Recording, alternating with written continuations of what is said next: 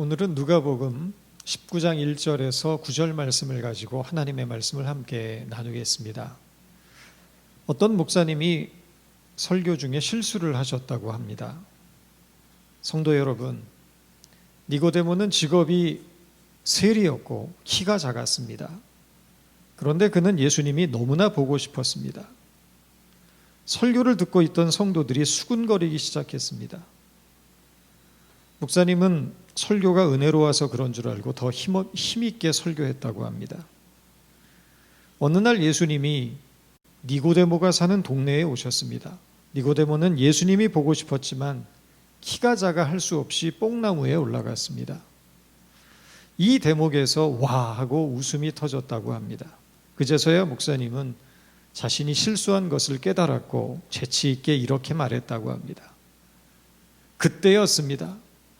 삭개오가 나타나서 이렇게 외쳤습니다. 야, 거기는 내 자리다. 빨리 내려와. 신년 첫 주일 예배 설교를 유머로 시작을 했습니다. 그런데 별로 웃기지 않은 것 같네요. 올 한 해 여러분들의 삶에 하나님께서 주시는 웃음과 기쁨이 풍성했으면 좋겠습니다. 사람들은 돈이 많으면 무슨 걱정, 근심이 있을까 생각을 하지만 실상은 그렇지 않습니다. 물질은 인간에게 안정감은 줄 수 있지만 평안은 주지를 못합니다. 돈으로 좋은 침대는 살 수 있어도 잠은 살 수 없다는 말이 있습니다. 돈으로 모든 것을 다 가질 수 없다는 뜻입니다. 재벌 총수가 잠을 잘 자겠습니까? 아니면 말단 직원이 잠을 잘 자겠습니까? 비록 가진 건 별로 없어도 말단 직원이 잠은 잘 잘 것입니다. 책임져야 할 일이 많은 사람일수록 걱정, 근심은 많기 때문입니다. 아무리 많은 것을 소유하고 있다고 해도 물질은 인간에게 영혼의 안식과 평안을 주지는 못합니다. 삭개오란 사람도 그 중에 한 명이었습니다. 삭개오는 이름난 부자였고 그의 직업은 여리고라는 도시의 세리장이었습니다. 오늘날로 말하면 뉴욕 같은 대도시의 세무서장입니다. 끝발 있는 자리입니다. 지금은 그렇지 않습니다만 뒷돈을 받는 관행이 많았던 옛날에는 세무서에서 일하면서 10년 안에 집 한 채 장만하지 못하면 바보라는 우스갯소리도 있었다고 합니다. 그만큼 세금과 관련된 비리가 예나 지금이나 많다는 것입니다. 고대 사회인 그 당시 여리고도 다르지 않았습니다. 역사적으로 여리고는 고대 이스라엘에서 가장 번성하고 화려했던 도시 중 하나였습니다. 이곳은 지리적으로 유대의 국경 지역에 위치한 곳으로 국제무역이 활발했던 무역도시였습니다. 국제적인 상거래가 이루어지다 보니까 자연스럽게 막대한 세금 수입이 발생을 합니다. 그런데 여기서 발생하는 모든 세금 수입은 당시 유대를 통치하던 로마의 몫이었습니다. 재주는 곰이 부리고 돈은 왕서방이 가져간다는 속담처럼 당시 유대인들에게 나오는 모든 세금은 종교세를 제외하고는 로마의 황제 가이사를 위해서 바쳐졌습니다. 그런데 복음서에 보면 유대인들이 예수님의 허물을 찾기 위해 가이사에게 세금을 바치는 것이 옳으냐 그르냐라는 질문을 한 적이 있습니다. 이때 예수님께서 그 유명한 말씀을 남기십니다. 가이사의 것은 가이사에게, 하나님의 것은 하나님에게 바치라 라는 것입니다.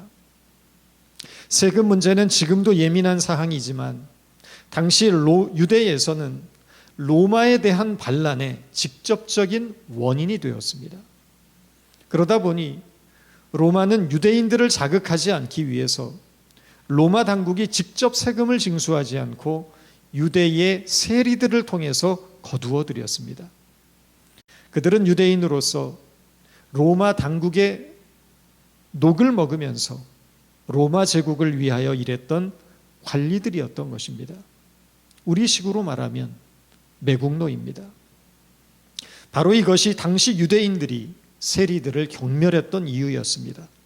같은 유대인들을 지독하고 잔인하게 쥐어짜서 세금을 거두었기 때문입니다. 그래서 당시 기록을 보면 유대인들의 3대 흉악 범죄자가 살인자, 창녀, 그리고 세리였습니다. 리비라는 로마의 역사가는 세리가 있는 곳에는 법이 존재하지 않았고 세금을 내야 하는 사람에게는 자유가 존재하지 않았다라고 기록합니다. 대제국을 통치하던 로마에게 있어서 강력한 세금 집행은 제국의 군사력을 유지하고 운영하는 기반이 되었기 때문입니다. 로마의 앞잡이 노릇을 하던 세리들은 로마의 군사력을 통해 보호받았고 세금 징수를 위해 로마의 군사력을 이용할 수 있었던 막강한 권한을 지니고 있었습니다. 누구도 건드릴 수 없는 힘을 가진 세리들에게 유대인들이 느꼈던 감정은 경멸과 동시에 두려움이었던 것입니다. 이 막강한 권력의 정점을 찍었던 사람이 바로 세리장 삭개오였습니다. 삭개오는 수하의 많은 세리들을 거느리고 로마 제국의 군사적 보호를 받으면서 같은 동족의 재산을 악랄하게 수탈했던 악명 높은 민족의 반역자였습니다. 사람들은 권세를 가진 삭개오 앞에서는 머리를 숙이고 굽신거렸지만 뒤돌아서는 그를 욕하고 비난하고 정죄했습니다. 어떻게 삭개오가 세리장이라는 높은 직위까지 올라갔는지 성경이 구체적으로 말하지 않지만 그가 신체적인 결함을 가진 난쟁이라는 단서를 가지면 어느 정도 추측해 볼 수 있습니다. 아마도 삭개오는 작은 키 때문에 심한 열등감과 편견 속에서 성장했을 것입니다. 지금도 난쟁이 하면 떠오르는 이미지가 서커스단의 광대인데 2000년 전 고대 사회에서는 오죽했겠습니까? 더구나 난쟁이라는 신체 장애를 하나님의 저주로 간주하던 율법 사회에서 삭개오가 설 자리는 없었을 것입니다. 난쟁이로 어려서부터 놀림감이 되었던 삭개오는 유대 사회에 대한 깊은 상처와 분노를 가지고 살았을 것입니다. 나중에 성공하면 두고 보자라는 심정으로 이를 악물고 견디며 복수를 꿈꿨을지도 모릅니다. 그런 의미에서 세리라는 직업은 난쟁이 삭개오에게 매력적으로 다가왔을 것입니다. 돈과 권력을 함께 휘두를 수 있는 자리였기 때문입니다. 더구나 유대인들의 경멸을 받던 그 자리는 어려서부터 차별과 냉대가 익숙했던 삭개오에게 적격이었을지도 모릅니다. 아마도 삭개오는 목표지향적인 사람이었을 것입니다. 성공이라는 목표를 이루기 위해서 주변이 어떻게 되든 앞만 보고 달렸을 것입니다. 난쟁이라는 이유로 받았던 상처를 되갚기 위해 냉정하고 집요하게 동족들로부터 세금을 거둬들였을 것입니다.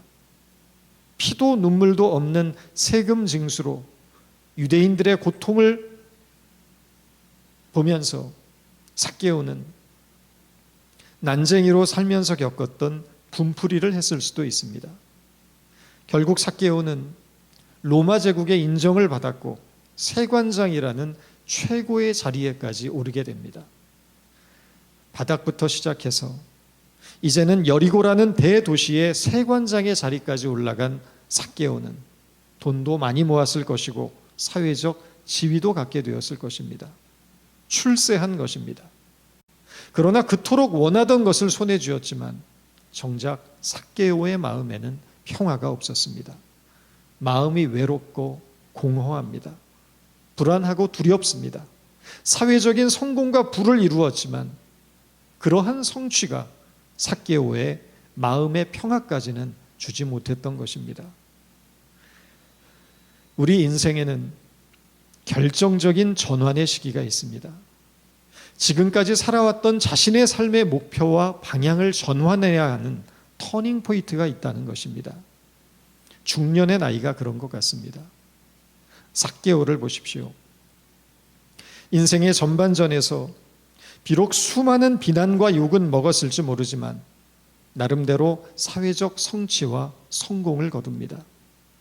악착같이 돈을 모아서 부자가 되었고 세관장의 자리에까지 올랐으니 그는 성공한 것입니다. 그러나 삶이란 그것이 다가 아니라는 것입니다. 성공보다 더 중요한 것이 있다는 것입니다. 그것이 의미와 가치입니다. 왜 사느냐에 대한 진지한 물음입니다. 인생의 후반전으로 갈수록 이 의미라는 것은 더욱 중요해집니다. 융이라는 심리학자는 이런 인생의 사이클을 태양의 궤도에 맞추어서 설명합니다. 인생은 마치 태양이 동쪽에서 떠서 한낮의 정점을 이루고 이후에 서쪽으로 지는 것과 같다는 것입니다. 태양이 그리는 이 180도 반원의 정점을 기점으로 인생의 전반부와 후반부가 구분된다는 것입니다. 산을 오를 때와 산에서 내려올 때 사용되는 근육이 다르듯이 인생의 전반부의 삶의 양식과 인생의 후반부의 삶의 양식은 엄연히 다릅니다. 인생의 전반부는 성공과 성취가 목표입니다. 우리가 열심히 배우고 일을 하는 이유가 무엇입니까? 인생에서 성공과 성취를 이루어내기 위해서입니다. 좋은 대학과 좋은 직장에 들어가고 거기에서도 정상의 자리에 앉기 위해 안간힘을 쓰며 살아갑니다. 정상에 가까이 갈수록 성취감이 듭니다. 그러나 동시에 허탈감과 불안감도 밀려옵니다. 우리가 사는 인생이란 것이 이게 다인가 하는 의문이 들기 시작한다는 것입니다.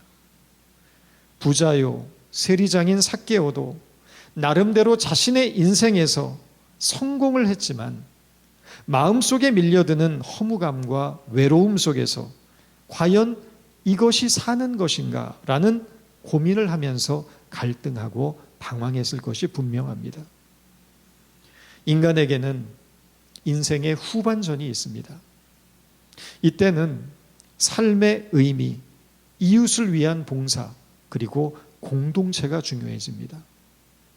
전반전을 사는 사람에게는 성공과 성취가 없으면 공허하고 불안합니다. 두렵습니다. 그러나 후반전을 사는 사람에게는 아무리 많은 돈과 명예가 있다고 해도 성공과 성취를 이루었다고 해도 의미가 없으면 공허해집니다. 인생의 후반전에서 얻어지는 만족은 자기 시간과 물질을 들여서 이웃과 공동체를 섬길 때 채워지게 되어 있습니다. 인생의 전반전에는 일이 목표고 중심이었다면 인생의 후반전에는 사람과 사람 사이의 관계가 중요해집니다. 대부분의 사람들은 이 후반전에서 실패합니다. 얼마 전 한국에서는 한 유명 사립대학 설립자의 손자이자 그 대학의 실질적인 소유자인 전 총장이 자신의 운전기사에게 갑질한 사건이 사회적인 큰 논란이 된 일이 있습니다. 나이도 지긋한 운전기사에게 막말과 욕설은 기본이고 집안 청소와 심부름을 비롯해서 온갖 허드렛 일로 부려먹었다는 것입니다. 최저임금에도 못 미치는 쥐꼬리만한 월급을 받아가면서 휴일도 없이 아침부터 밤 늦은 시간까지 머슴처럼 일하던 운전기사는 결국 스트레스로 인한 급성 심근경색으로 사망하게 됩니다. 갑질의 당사자는 60이 넘은 적지 않은 나이입니다. 영국에서 정치학 박사 학위를 딴 정치학 박사이고 교수입니다. 학자입니다. 그러나 그는 누구보다 많이 가졌고 많이 배운 사람일지는 모르지만 인생을 살아가는 지혜를 터득하지 못한 어리석은 자입니다. 인생의 후반전이 되면 사람의 마음을 움직이는 힘은 권력이나 돈이 아니라 사랑과 존경심에서 우러나온다는 리더십도 깨달아야 합니다. 그 이치를 몰랐기에 누군가의 소중한 아들이자 누군가의 존경받는 아버지였을 운전기사를 단지 자신이 돈 주고 고용했다는 이유만으로 머슴처럼 대하고 학대했던 것입니다. 어리석은 사람은 나이가 들어서도 인생의 후반전을 살아가면서도 사람 귀한 것 모르고 사람 무시하고 무례하고 이기적이고 관계를 깨고 인색하고 더 욕심을 부립니다. 한마디로 추해지는 것입니다. 인생의 후반전은 주는 것이 받는 것보다 복이 있다는 진리를 깨닫는 때입니다.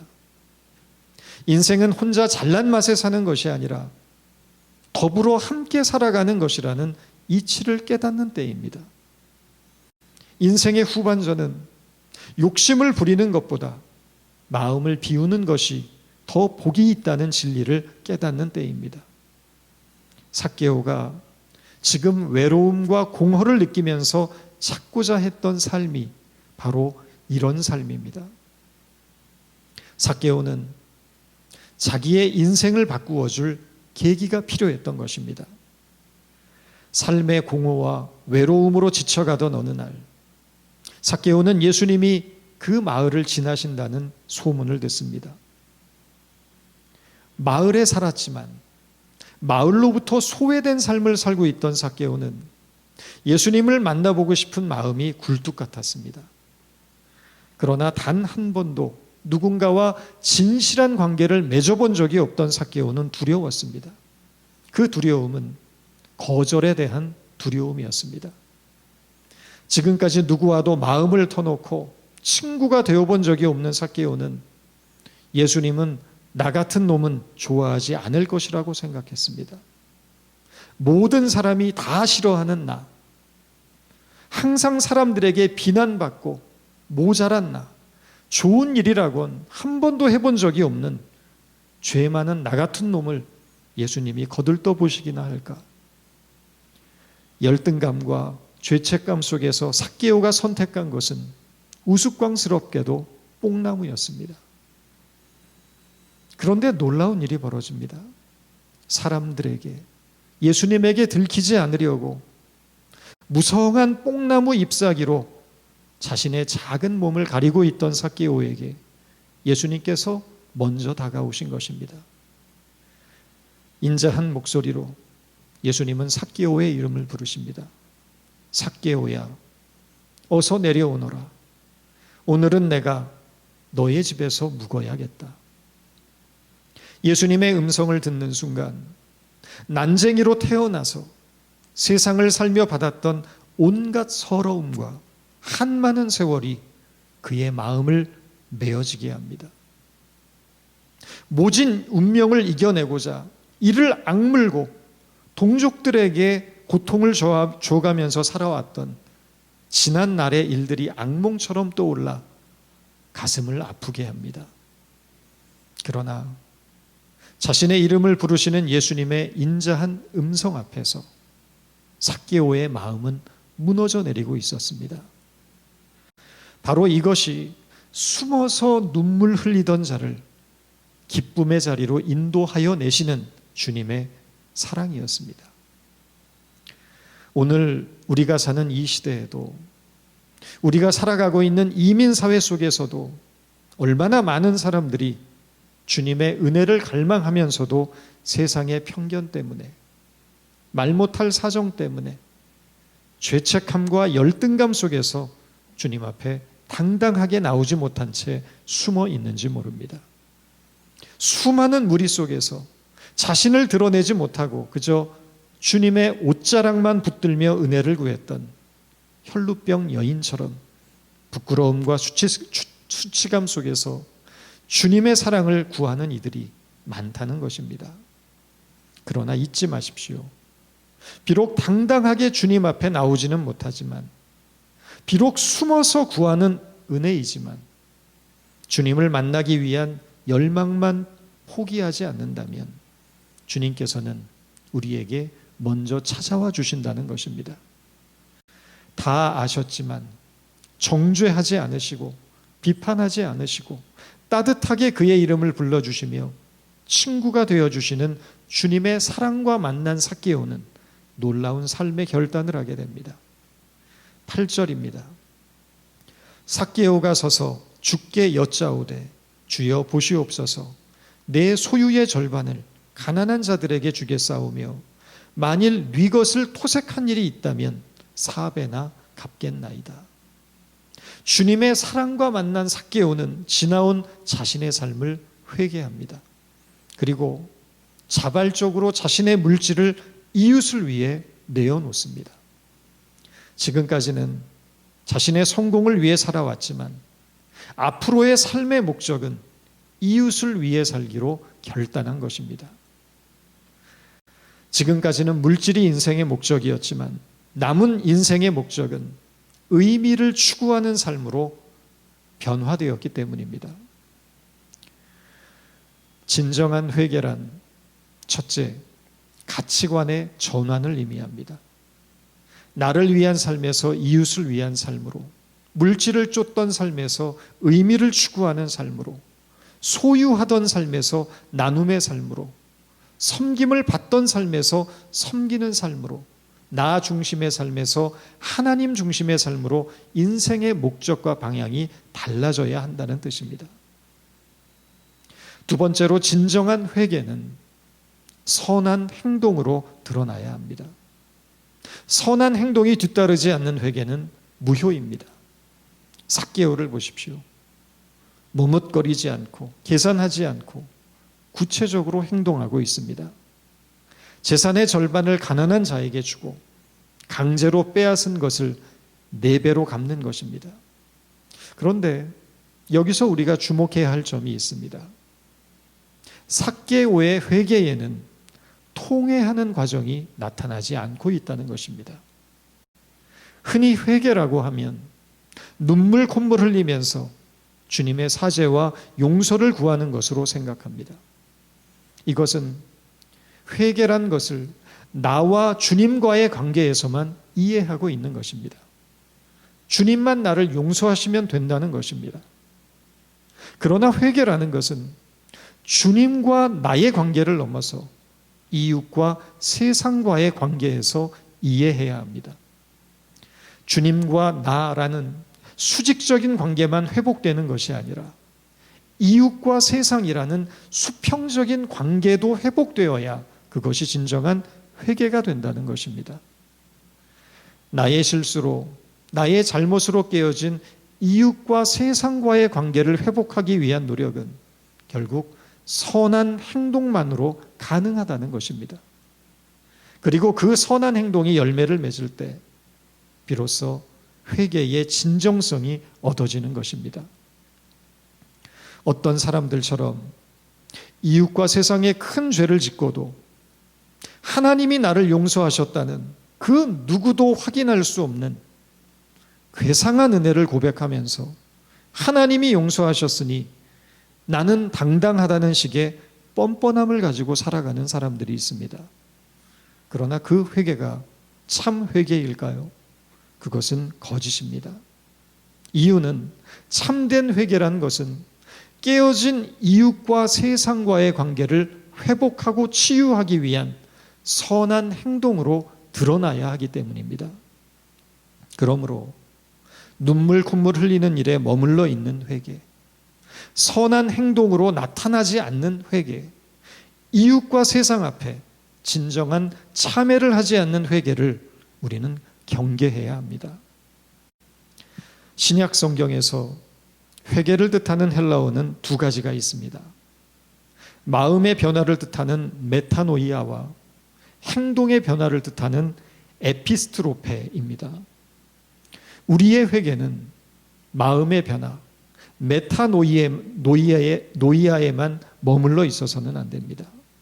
행동의 변화, 에피스트로페까지 나아가야 합니다.